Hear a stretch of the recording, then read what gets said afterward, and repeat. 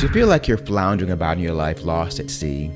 What if I told you that you could design a dream life balance blueprint that you could use to get your life on track with whatever you're dreaming? I'm going to offer some simple everyday habits that most intentional and impactful people use to create the lives they love. I've worked with thousands of these people, academics, artists, business people, and many have a dream life balance blueprint they follow.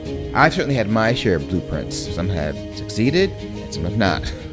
But I've had them, and it has led to an extraordinary life. I'm going to show you how to be intentional with your time, plan for success, and design your own life balance to connection and fulfillment.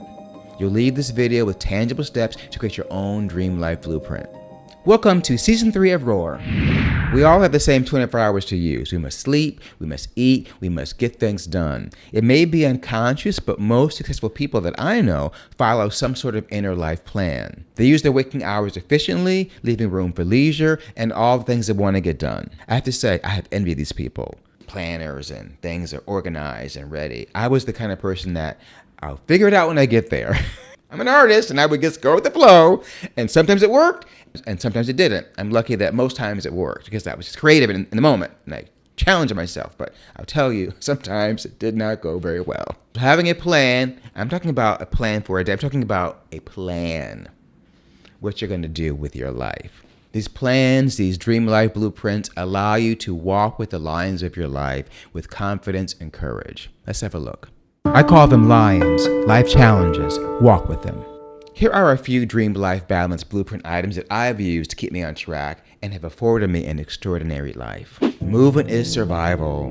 The old adage is true. You have to move your bodies, people. If you're sitting around letting the weight of the world suppress you and depress you and make you anxious and apprehensive, nothing's going to happen. You have to get up, even walk around the block, but you have to make it part of your life.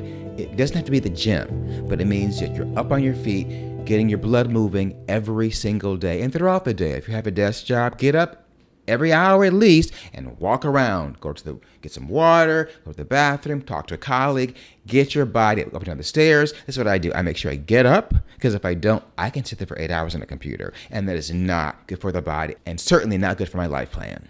Respect your time. Take the time to be with you. Make a law. An hour of no phone in the morning, an hour of no phone at night, or with the computer. Whatever works for you, get off of that phone. I'm so addicted to mine. It's never more than an arm's reach away, but I know that if I take time away from it, it allows me to reflect, be creative, collaborate with myself, and be a part, and so that my plan, whatever the arc of my life is doing, has time to manifest. Put first things first, and that's you. You are the priority of your life.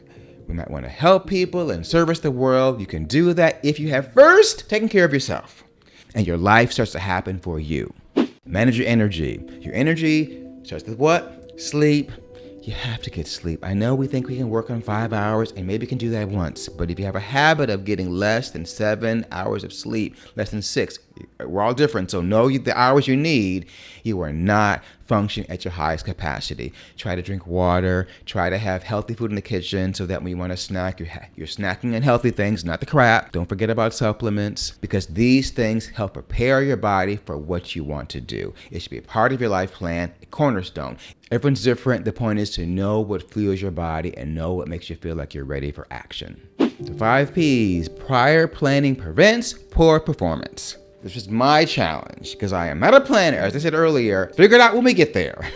And it'll happen. And thankfully for myself, I'm so creative, I can figure it out. I have really waited for the last minute for some things that turned out incredible. And if I had planned it, it wouldn't have gone so well. That said, it was very stressful and not healthy. So prior planning prevents poor performance.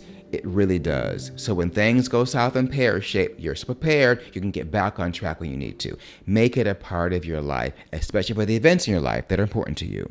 Flow state. I called it the zone until I knew what flow was. Flow is the word they're using right now to describe that part of your life when everything goes away and you're focused on something that you're doing and hours can go by. Make sure you have time and the space or whatever else you need for that flow to trigger when you're trying to get things done. That might be music for you. For me, it's quiet, no interruptions, no phone, no distractions. If I've got 2 hours solid, it'll turn on and I can get something done. If I've got 30 minutes, it's not going to work. Know what works for you and make sure you make time and space so that flow and that zone can kick in when you need it. Adjust, adapt, and overcome. This is the phrase that expresses the fluidity of your life. You have to be a chameleon. We're talking about a plan, but plans have to remain flexible. There are landmarks you can have.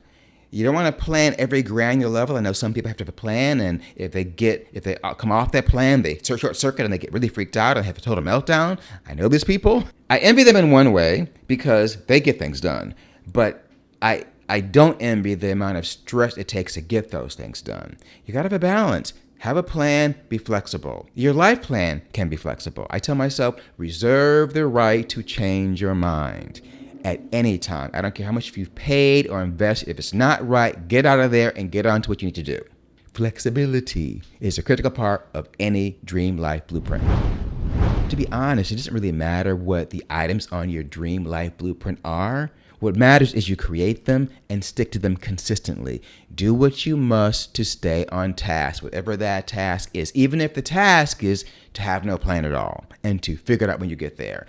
That's a plan too. I've done this and it works if you're prepared in some kind of way. Don't go in there random. Let's figure it out and have not done no preparation. That could be a disaster waiting to happen. I learned this from teaching toddlers. Children respond to ritual, and so do adults. If you get up at the same time, eat at the same time, have a habit of life, working out a movement, doing things we talk about as part of your life, then that part you're not thinking about. And you're free to collaborate with yourself, collaborate with the universe, and dream the life you want.